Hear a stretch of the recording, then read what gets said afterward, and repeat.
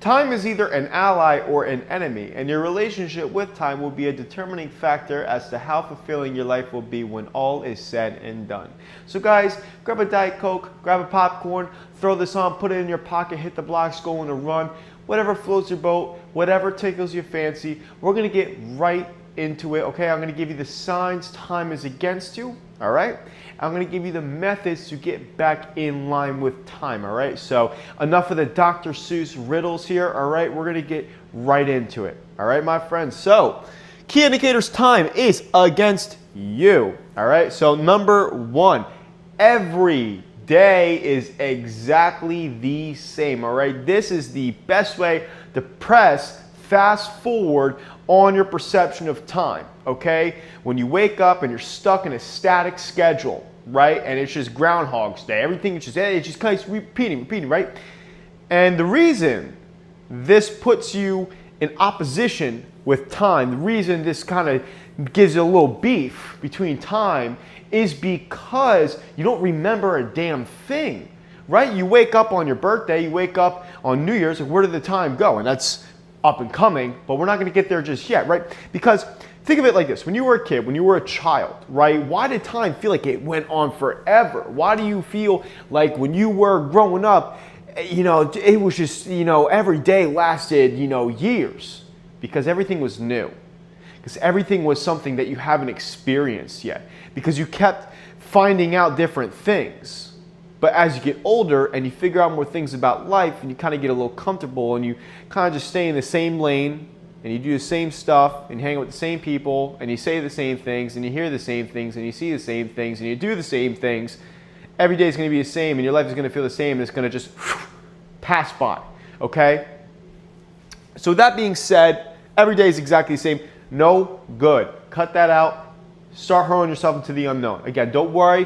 If you can relate to that, I'm going to give you the methods to get back on track, but we're not there just yet, okay?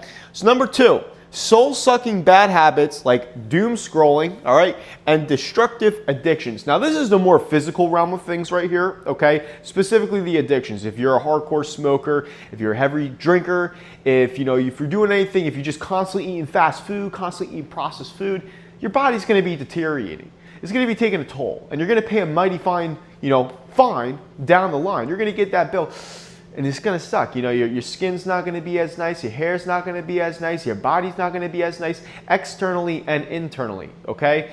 Things start shutting down. Things don't work right. You don't feel good. You don't look good, and this is especially a key indicator time is against you. Again, if you are just doing things that are just in 10 years down the line are going to compound against you, you smoke all the time, your teeth are going to take a tank, right? Just across the board. Bad habits, and especially addictions, are just the number one way to just say, F you time, we're not cool, all right? And also bad habits. So it doesn't just have to be, full-blown haywire addictions. It could be little things too, the small things that creep up, like doom scrolling on your phone every single time you get a moment of free time. All your leisure is just spent scrolling. Not good, okay? But chances are you're on YouTube, so you're probably in a safer range right there, all right? So number three, bitter birthdays and nuclear New Year's, okay? This is a fancier way of basically going back to what I said on every day is exactly the same. You wake up, it's your birthday again. Where did the time go? You wake up, it's New Year's. Where did the time go? How is it already the New Year? Everyone always says that. And when someone says that ding, ding, ding, a ping goes off. I'm like, dude, that just means that you haven't done anything new, okay? Because again, why did every day feel so much slower when you were a kid? Because you were experiencing new things. Why does time feel so fast when you're an adult? Because you do the same thing every single day, right? That is what it means. And I'm sure, I've had them myself. I'm like, how's it already a year? How's a year passed? It could even be strange parallels where anniversary dates. Let's say, for example, something happened a year ago. How's it already been a year since that event happened? Well, because you probably haven't been doing too much new things, okay? So number four, weekday, weekend balance, all right? Just making it to Friday, just showing up. I just got to make it to the weekend. I just got to make it to my time off. And then that's it. Because this is basically, the best way to describe this is where you're shackled in the wave pool, right? At like Hurricane Harbor, Six Flags, okay? You're out there in a water park and you're in this wave pool and you're chained to the bottom. The waves keep coming, right? And your head is right where the waves go over. So the waves go over, now you're drowning. That's the weekdays, right? And then it goes back down, and now you have the weekends. Big breath of air, right? You get it back in, your lungs are full of O2 once again, right? But then what happens? A wave comes back, and that's how you live your life for years, okay? Because you're constantly just trying to wait for that next breath of air, but it doesn't have to be that way. And another way, take it in seasons, right? Instead of just giving yourself, I gotta make it till Friday, figure out a way to live on the weekdays too, even if it's something small, even if it's something little, even if it's something minor. Figure out a way to, one, remain present on the weekdays, to not feel miserable every Monday, to kind of just enjoy life in the smaller moments, but also figure out a way where you have seasons, right? So instead of constantly waiting to have all your fun in a little 2-day block, in a little 2-day weekend window, okay, you maybe save up those weekends for a big trip, 2-week excursion, 1-month excursion. You have a season where you get all that fun stuff, all that adventure, all that traveling, all that crazy stuff that you may want to do just on the weekend, but you give it to the point where you just splurge. You go all out, all in. You're all there. And then before you get there, though, you have a season of work. So you have a season of weekdays, and then you have a season of weekends. It's just condensed, because that way you get so much more done, right? You progress significantly farther when you're working in a season, right? When you are just dedicated, everything. That means you're working on the weekends as well, right? So you just stacking up, you keep progressing forward, you keep building, keep building, keep building. And then after maybe 3 months, 6 months, hell, even 2 years, 3 years, 4 years, then maybe you have a full year where you go out and travel.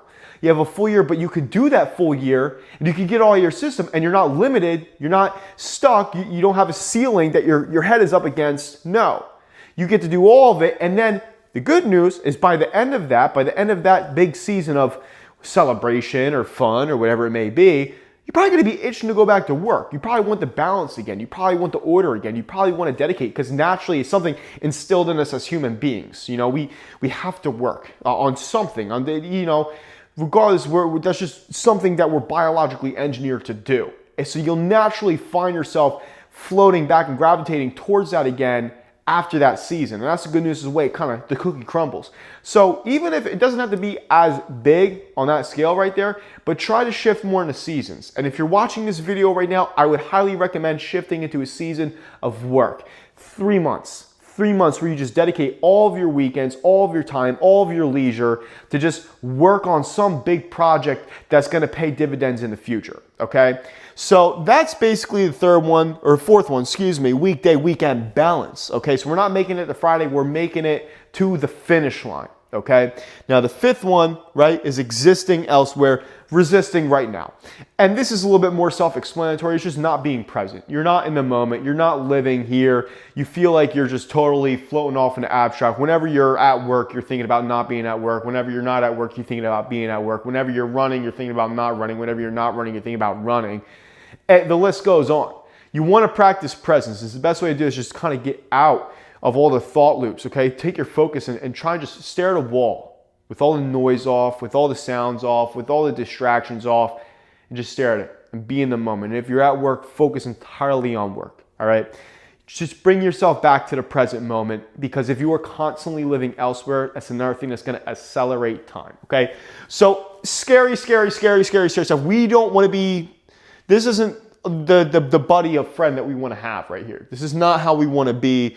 We want to get on the alliance, okay? We want to get cool. We want to squash the beef. We want to be tight peanut butter and jelly with time. So I've thought about this a lot, because I spent a lot of time personally against time doing bad stuff, as in like, you know, partying and just, you know, being crazy and not really taking life too seriously, and, you know, constantly having all the days mend and blend together, and all the months flash by and the years flash by, and, you know, doing things that tanked my physique, tanked my health, tanked my overall state of well-being, and also set me back.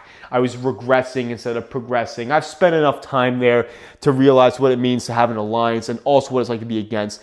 And, you know, for the past 2 years where I've been really dedicated to everything that I do, I figured out the ways to have an alliance with time, to where when it came, you know, New Year's, right? And my birthday, my most recent birthday and New Year's, both times I was like, how's it? It's wow. It's only been a year. That's it. That's the only that it's, it feels like 5 years. It feels like 10 years. It feels like forever because I've done so much in that small window. I've gone on adventures. I've gotten a lot of work done. I've done a lot of things that I'm proud of. I've made a lot of progress. The numbers across the board on social media. I quit my job. I'm now a full-time coach, right?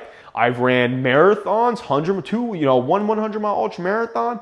I've done quite a bit. And because I've done quite a bit, I've accomplished a lot. I've adventured a ton. I've talked to a lot of people. I've put myself outside of my comfort zone. I've pushed myself. I've taken risks. I moved 10 hours away from my home, all in this short little window. So by the time my birthday, came around, by the time New Year's came around, I'm like, wow, if I did all this in 1 year, what's the next couple of years going to be like if I keep living like this in alliance with time? Okay, so without further ado, right, let's break this down, the methods that I formulated in my own personal experience to help me feel like I'm now a buddy of time instead of against time. Okay, so adopt a brick-laying mentality. Become 1% better every day.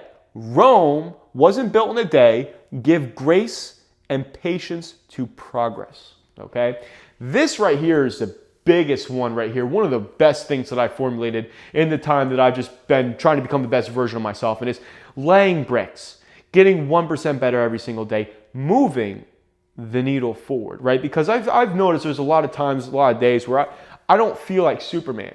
I don't feel like, a demigod. I don't feel like Hercules. I don't feel like Achilles. I feel like a man. I feel like a guy. I feel like a dude. I feel like just someone where I'm just here and my heart's not in it. I'm done. I'm toasted. I'm cooked. And on those days, because we all have those days, it's natural, it's inevitable. You still show up. You put a couple bricks down. You take a step forward. You get 1%, a little bit better, right? You move that needle forward because that right there, there's two things that happens when you do that. Number one, it compounds, right? So when you have those days, you're still not taking steps back. You keep moving forward. Even if it's a tiny bit, you're still moving a little bit forward, right? That's the first one because it compounds in time. In a year, 365 days, if you have 100 days of showing up, they stack together. They get big in time, okay? Even if it's little stuff, right? For me personally, that was, okay, I don't feel like running today. I'm still going to go out and run 5 miles. I'm still going to go out and run 3 miles. I don't have enough time to hit the gym. I'm still going to go and hit a 20-minute lift. It's already midnight and I got to post something on my social media. I'll post 1 or 2 videos. It's still little things like that stack in time. They compound in time. And again, time loves that. Time's like, oh, this is awesome. I'm going to reward you down the line if you keep doing this, right? So time thinks that's cool. Time likes that. Time's like, thumbs up, keep doing that. But also, it's the standard, right? The standard that you hold yourself to. Because it's proving to you, it's proving to yourself, hey, no, this matters. I don't care about anything external, about what anyone else thinks. This just means something to me. And even on the days I don't feel like it, I'm still going to do something because it's proving to myself that I care about my mission. I care about my life. I take this seriously, and I'm dedicated to my craft. I'm dedicated to my work. I'm dedicated to me, right? So that's like the biggest factor, right?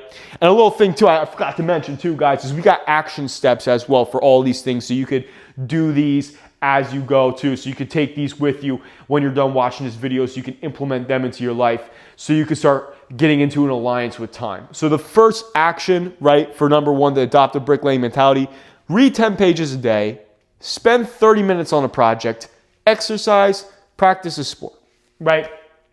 This right here, again, it's a little self-explanatory after everything I just broke down right there, but you put 2 and 2 together, right? Even if it's something like reading 10 pages of a self-improvement book, or maybe watching a video, right, that teaches you something 10 minutes a day. 10, 10, 10, 10, right? It's just across the board. Maybe it's a 10-minute run, a 1-mile run, a 2-mile run, a 3-mile run. Move the needle forward. Don't worry about perfection. And there's a great quote that captures this perfectly. It's better to be consistently good than occasionally great, okay? Granted, have your grand slam days. They're still necessary. You're still going to need them, but still have those days where you're consistently good, okay? So guys, that's number 1. Number 2, hurl yourself into the unknown, okay? So food, routes, people, places, activities, clothes, music, movies, books. One new thing a day minimum. That's an action step, okay? This right here is huge. This ties back into every day feeling exactly the same. You may wonder, well, how the hell I gotta go to my work, I gotta do this, I have all these responsibilities, all these obligations. Yes, but that doesn't mean that you can't still be experiencing new things. New things aren't exclusive to grand expeditions, to big deals, to explodes, to just magical, Candyland, Wonderland, Pixie Dust, Kiwi, Sunshine, Rainbows, Magic Land, okay? New experiences can be something as simple as listening to a new song, to reading a new book, to talking to a new person, to taking a different route to work, to the gym, running in a different location, getting a gym day pass at a different gym. These little things, right? These tiny little things that you do, you hurl yourself into the unknown, you enforce it onto yourself. When you do these things, again, you wear a different pair of clothes. Right? Maybe you get a different shirt. Maybe you cut the sleeves off an old shirt, right? And you wear it to the gym, right? Even movies and books. Movies is another great one too. Enjoy the arts of life. I mean, there's so much amazing things out there. For me personally, I love doing front to back album listens, where I'll take an album that I otherwise really wouldn't listen to, and I just sit down, I'm on a run, I'm driving, I'm getting work done, I'm doing something, and I press play on an album and I let it run its course all the way down. I'm immersed. I get to experience something new, and it just feels good that I'm doing something new. And sometimes it's wearing a different pair of clothes, or switching or doing a different combo of clothes, right? But little things are taking a different route or running somewhere new. This is a big one too for me personally with exercise as well. This is a two birds, one stone situation where, you do that for a run. Not only is you're going to be getting a new experience, right? And you're going to be slowing down time, but you're going to be on time side. You're also going to have more fun running, and you're going to become a better runner because you could do it in other places, right? So these things are huge right here. Especially gyms too. When you're hitting the weights, you're lifting weights, drive an hour out, go to like a really cool niche spot. In this day and age, it's the year is 2026. I don't know when you'll be watching this video, right? But there's new gyms, there's a ton of old grungy gyms, even a little new commercial gym, right? It doesn't matter across the board. Get that $10, $20 day pass, go to a new spot, right? Another thing too is go to a new restaurant, try different food, right? Anything new, anything that is totally alien to you in the present moment, do. Because I guarantee you're gonna remember it, right? You won't really remember the things that you just do automatically all the damn time. But when you're doing something new, you're gonna remember it. And when you're remembering it, you're slowing time down, right? You're getting more bang of your buck for time. It just feels better, right? So that being said, guys, you can actually have one new thing a day minimum. It's something as small as a new song, something as big as a new gym. It doesn't matter what it is, do something new, okay? So number 3, enforce exploration, okay? Now this ties back to what I said before. Childhood was long because everything was new. You'll never remember a day bed rotting, okay? Doom scrolling. You'll never remember a day where you just slouched on the couch, hanging out, doing absolutely nothing. But a mini adventure away from comfort is cherished. Not exclusive to seas and lands away. Fill in your local map. 1, 2, 3 hour day trip, proximity, okay? So whatever's in your local map, right? And okay, add step 2. And your car is a land spaceship. Go solo or get a friend, split small Airbnbs or hotels, sleep in a car, camp, shower at a gym, okay? Guys, this is probably one of the biggest ones to get you on Alliance with Time to really get that new experience, because this is where you really remember something. This is where you really make the most out of a day. You put that day in the logbooks of your own brain, of your own memories right here, okay? And essentially, I always like to say, like, people think like, oh, like if I want to go on an adventure, man, I got to hop on a plane. I can't afford that right now. I can't take away a week away. Now, granted, don't push that off forever. You want to do that down the line. That's still very important, okay? But that doesn't mean that that's the only time you can go on adventures. And I'm going to give you 2 big stories, okay? So when I used to live in New Jersey, right, there was a Sunday. And I had work the next day, and I was kind of slouched on the couch. And I did my, run, I did my lift, I did my stuff. And I'm like laying down, I'm like, man, I kind of just want to hang out and just, go on my phone, watch some, YouTube, this and that. I just want to listen to some music. But I said, no, I'm going to force myself. I'm going to pick myself. I'm going to put on a nice outfit, right? I'm gonna put on a flannel, I'm gonna pair of jeans and my boots and everything, and I'm gonna go out and I'm gonna go drive myself to a place called Princeton, which is like a historic college town with beautiful architecture, right? Just a little fairy tale type of town. I've already been there in the past before, but I just knew I had to go there. I had to force myself there. So I drove about 35 minutes away. And I go there, and I remember walking, I had a little bag on me, I had my laptop, I was gonna get a little work done too out there. I was gonna write, I like to write in these places too, write about what I see, and that's another thing that's coming up too. But I write it down, maybe crack open a book, whatever it was, just walk around, talk to people, say what's up, and just be there, exist there, be present there. And that's exactly what I did. So I go over to Princeton, and I was there, and I sat in like a hotel lobby, which is probably one of the coolest places ever. It's like a big, large type of area and stuff like that. And everyone's there in their Sunday outfits. Everyone's all dressed up and fancy. Yuppie town. A lot of, squares and stuff there and really rich people, acting rich and stuff. But it's nonetheless, I was there hanging out and I was in this nice chair. There's a little fire pit near me. There's books everywhere.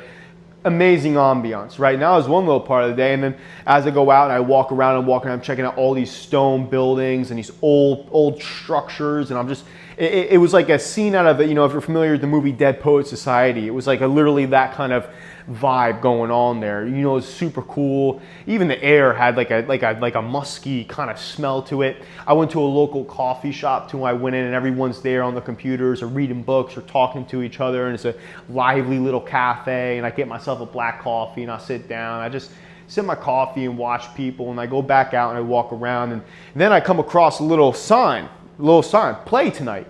Play? I said, well, I've never been like a theater play. It was cheap, maybe $5-10 at that, no more. And I'm like, all right, well, I'll check that out. I kind of was like a little hesitant, but I'm like, no, I'm going to enforce exploration on myself. So I buy a ticket, right? I go in, and I go and I sit down. I've never been, to a little play. It was like a small little theater, and it was a play called All My Sons, and it was basically about like World War I. The planes, apparently a guy sold faulty parts to the planes and he knew it, and it caused, the deaths of a lot of American soldiers. And one of the soldiers was the guy's son, right? And it was this play, and I sat down. At first I was a little iffy, like, oh, this is a thing, and then there's a girl sitting next to me, and she's watching it. And at the intermission, I was leaning over, hey, what's going on? What do you think? Like, this is really cool. I thought it was cool. And then, turns out she was a girl. She was a foreign exchange student from China, which is like really cool. And I was like, oh, that's awesome. So I was, chopping it up with her and everything like that. And then the play continued. And then the second act of the play was just so immersive, where, they had this tobacco and the guy had a pipe and he had his accent, and they all had their outfits on, their costumes and everything. And they're all talking, and the play's a beautiful play.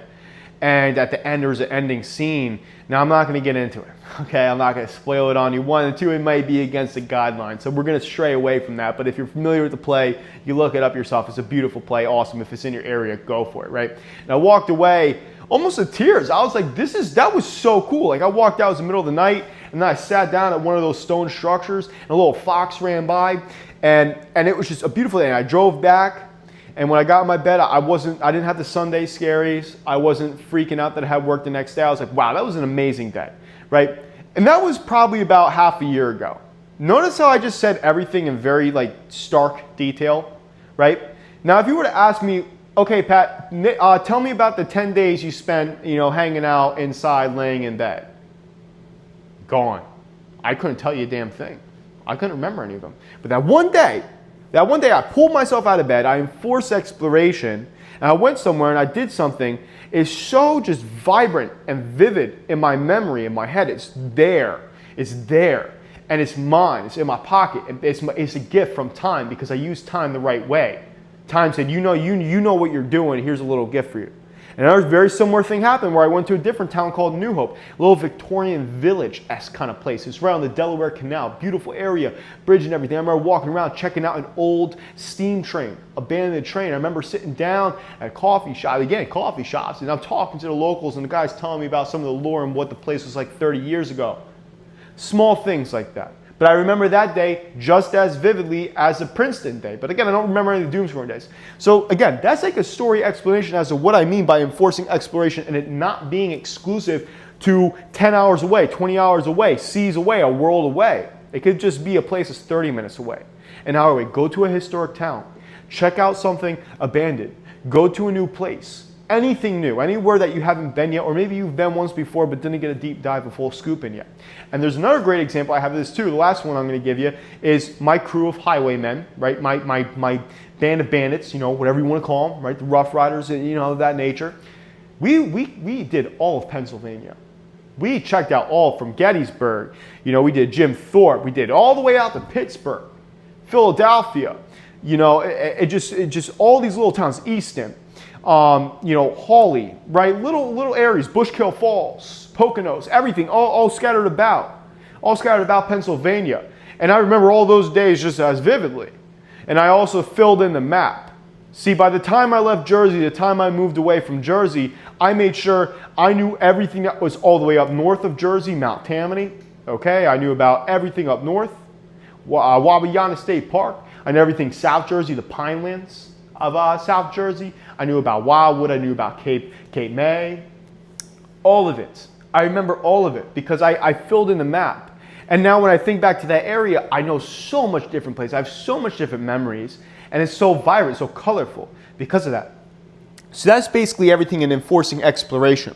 Okay? And also, again, like I said, you know, we did Pittsburgh and I split a hotel with my friends. It was like $50 a pop. For us to get this hotel all the way out in Pittsburgh, you know, it took a rather expensive trip and made it much more affordable for our situation at the time, right? And we did this with Maine. We did this with Vermont. We did this with Virginia, Shenandoah National Park. We did Acadia National Park.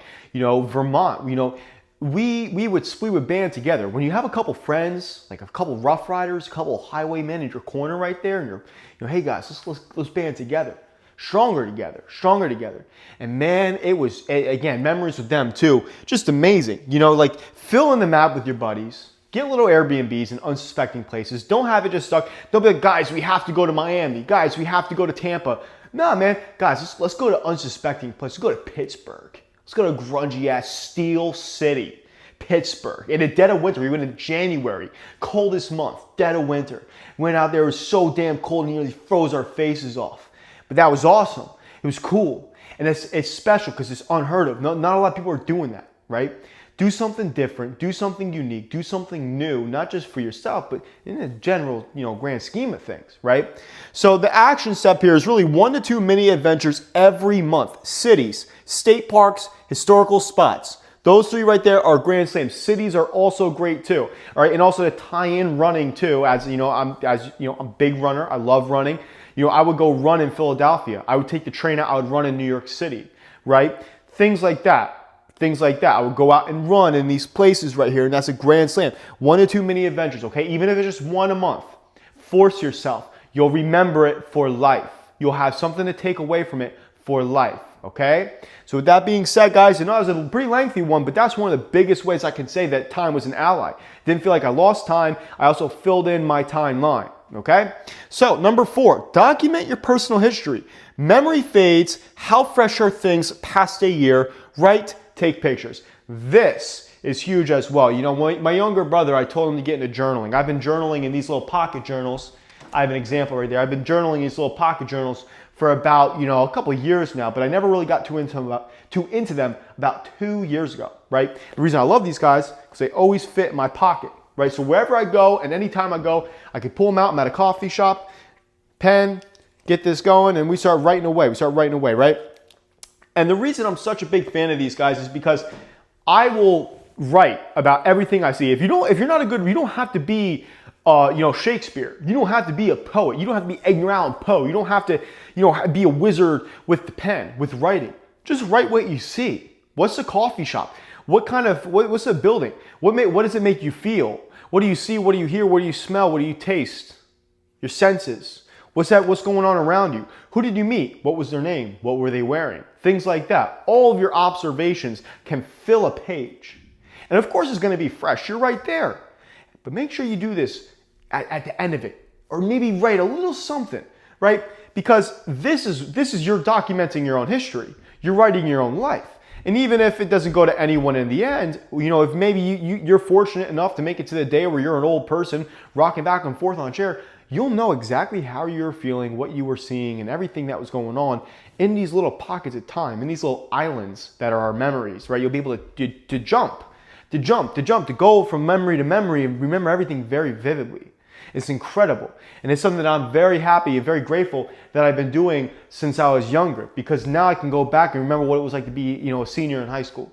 I can go back in time and remember what it was like when I was in a relationship with someone, when I was going through a hard time, when I was, coming back up, when I ran my first, marathon, when I ran another marathon, all these little things along the way, I could teleport back into and get the full scoop.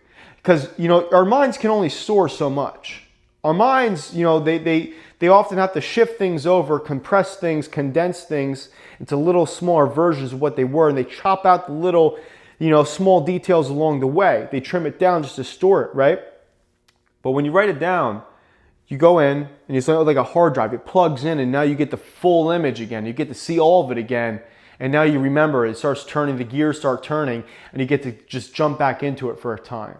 So if you're a big nostalgia person, this is a huge one right here. And of course, taking pictures too. Of course, don't be glued to your damn phone. Don't be worried all about the pictures, but take pictures with a purpose, right? So you can tie it back in. The cool things too, like little things you see. Take pictures of yourself too. So you were looking like and everything, the outfits you were wearing, everything of that nature. Take pictures of everything, right? But don't let that be the main focus. Don't let that get in the way. Let it just be a nice addition to your adventures, okay? So always document your journeys. Write poems about it. It doesn't matter what it is. But again, think about it. Like, take a memory that you may have been, thinking about recently that happened about a year ago, right? Now think about a memory from 2 years ago, 3 years ago, 4 years ago, 5 years ago. Things start to fade. Things get distant. And as the older you get and as time keeps expanding, right, and your relationship with time keeps solidifying, right, you start to lose some. Because again, your mind naturally does that. But when you can write it down, you're doing yourself a favor in the long run. You're doing your future self. And also, if you want to have kids in the future, or maybe you want to share it with your friends, your parents, your folks, or maybe, a relative or a friend has a son or a daughter and they want to know what, Uncle John was doing. They got the whole story. They got the whole book. And that's cool. Okay, that's really cool. Yeah, I like journaling a lot. And to go on top of that, right? This is a fun part. I got a little show and tell for this one too. I've been looking forward to this part. But the trinket collection. This is the method here, okay? Oh, and of course too, before we get into that, also action step, Moleskine pocket journal, right? 3 times a week, poems, right? People, places, feelings, what's going on. Again, guys, this is a Moleskine journal. It's gonna run you about 20 beans, 20 bucks right here. One of the best investments, great material, very reliable, no sponsorship whatsoever. This is just what I personally use. I probably had about maybe 6 of these, 7 of these now. So tremendous. Moleskine, this size too. Don't get the big ones. Don't, you might trick yourself. Oh, I'm gonna write. No, you're not. It has to fit in your pocket. That is the most important part. It doesn't have to be moleskin, but it does have to fit in a pocket. So you can just pull it out anytime, anywhere. All right. So that being said, guys, let's get back into it. Not to get too off the course here. That's your action step. Okay. Trinket collection, relics from your travels, flashback artifacts. Okay. So, you pick out, a cool shell you found and you remember where it's from, right? Oh, wow. Just a physical thing that you can feel. That's in your hands that now you can, okay, now you're tapping into one of your senses and that sense can bring you back, right? And I'll give you, on that topic, I'll give you an honorable mention as well. Wear different colognes, right? Maybe try different foods. Like if I taste, Vermont maple syrup, or I bring back Vermont maple syrup and I taste it, it'll take me right back to that diner I hit with the boys, getting myself a stack of flapjacks and an omelet. I'll remember it vividly. The crisp, that deep, amber kind of syrup. Again, that's taste, tapping into one of my senses. Another one too is smell. If I had a different cologne, I used to wear Spice Bomb cologne. That was my go-to, right? Whenever I was, like doing all of my Pennsylvania excursions. So that's another little honorable mention. Not to get too carried away though. Physical trinkets, little things, cool things. Go to, antique shops, vintage shops. Go to little places, okay? You could do the tourist ones, or you could do the little ones. I found a couple little toy cars before, railroad spikes too. Jim Thorpe, Pennsylvania, I got a railroad spike. I also got another one when I was doing a 100-mile ultra marathon right around Pittsburgh, in that area. It was about Beaver Falls, it had to be. And there's a really cool, a little abandoned mine shaft and everything. We found railroad spikes that were still hot because the train rolled by. We picked it up. It's an old rusty trail, you know, a train spike, right? A railroad spike. And now I have it all the way back in, you know, my sanctuary in Jersey. I left a lot of my artifacts there because it's safe haven. But, right, I have that spike. And I could look at that spike, I feel that spike, and I could remember vividly, it takes me back, right? But that's like the nuanced things, the random things, right? But there's a method that I figured out that is the best way to get the best bang for your buck when it comes down to material things, that helps you remember, that brings you back to certain places, that one, isn't gonna run you a fortune, and two, is pretty convenient, right? And this is a show and tell part, okay, as promised, okay? So, number one, magnets, okay? So you could throw these on the fridge. Now, some people may think they're tacky. I think they're cool, right? This is a Charleston magnet that I got right here. Pretty cool.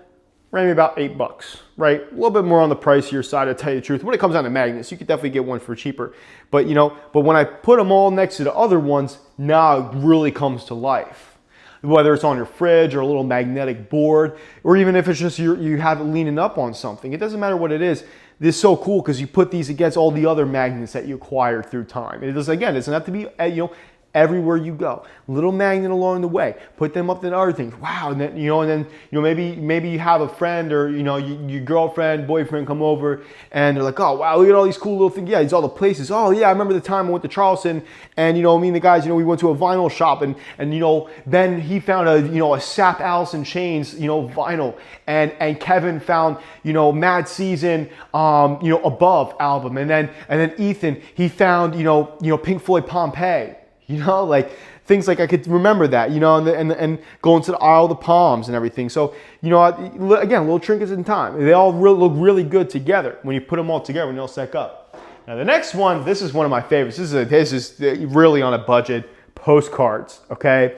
Now, I get carried away, but for whatever reason, you know, you get like a really cool picture, and bonus points, you could even write on it too at some point. Now, I haven't gotten around to it, but if I were to take it a step further, I would probably write the date on it. You know what was there, who I was with, what was going on, a little passage about it, or you could just collect them.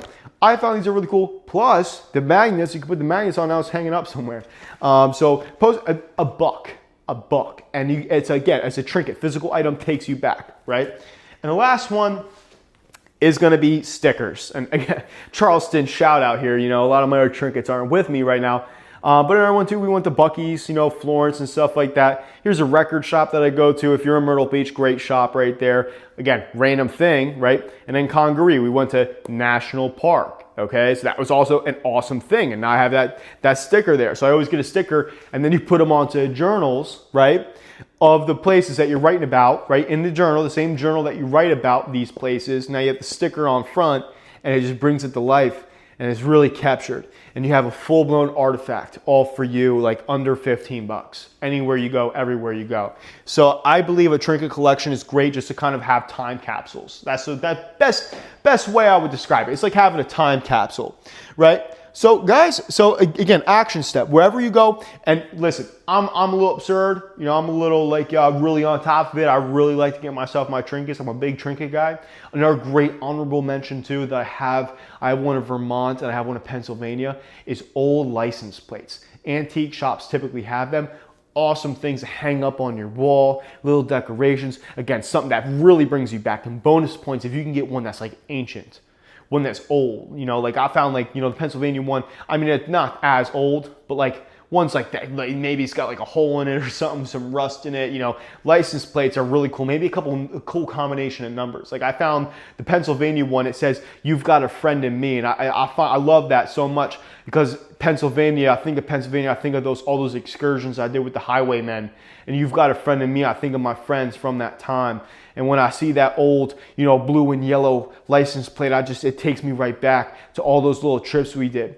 And I have one from Vermont, and Vermont has that green, that dark forest green license plate. And it reminds me of the pines and the smell of the pines and all the rocks and all the, you know, bees buzzing around, all the little pollen things. So that was awesome too, right? So again, guys, I love going on adventures. And again, I feel like that's the best way to use your time. You know, I feel like that's what makes me feel like I've made a friend at a time, because I use it right. Because I don't look back at my life and wonder where the time went. I don't look back at my life and have a deep sense of longing, a deep sense of yearning, a deep sense of I'm missing something. I feel like I've used my time as best as I possibly can. And the reason being is because I do all these things right here. Because I have all these things right here to show that I care. I care about the way I spend my time, right? Because it's the most valuable thing that we have. Money below time. Money's below time. Everything's below time when it comes down to, the things that are valuable that we have, our own currency right there, okay? Last one, practice presence, guys. Simple.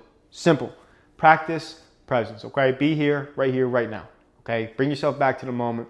Okay, I know I just went down memory lane and back, but I'm back here again, staring into a camera, talking to no one, you, hopefully, and I just read off this whole thing. Presence right here, right now. That's the action step. And the best way that I personally do to bring me back to the moment is to sit down with my phone off, no music, no noise, and I just stare at a wall or lay back on my bed and stare at the ceiling for 10 minutes and let whatever thoughts need to come up, okay? Do that, at least once a day. Give yourself 10 minutes a day right there. Prayer, another great thing too that I personally do as well. I pray.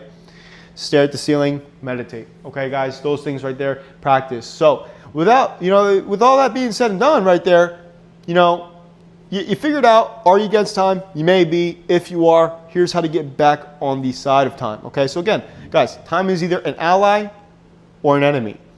This is not someone you want to be an enemy of, because the clock don't stop. No matter what you do, there's going to be a decision made whether you like it or not. So guys, with love, again, like, to get real, this is a lot of fun. And yeah, I hope you guys start getting down with time. I hope you guys make an alliance with time. I hope that you have a rich experience of life. All right, so with love, this is a Sherpa Pat presentation. Maybe if you listen to this when you're on a run, hopefully you crush your run. That DC is probably long gone. The Diet Coke, the popcorn's probably gone. But yeah, guys, again, become an ally of time. Don't be time's enemy. Use your time wisely. Peace out.